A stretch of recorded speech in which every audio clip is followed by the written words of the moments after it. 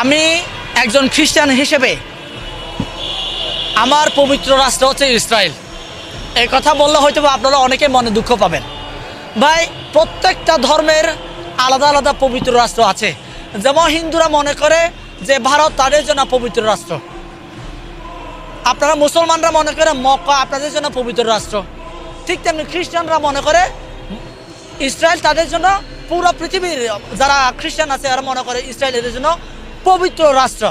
আবার বৌদ্ধরা মনে করে থাকে নেপাল কিংবা আপনার এদিকে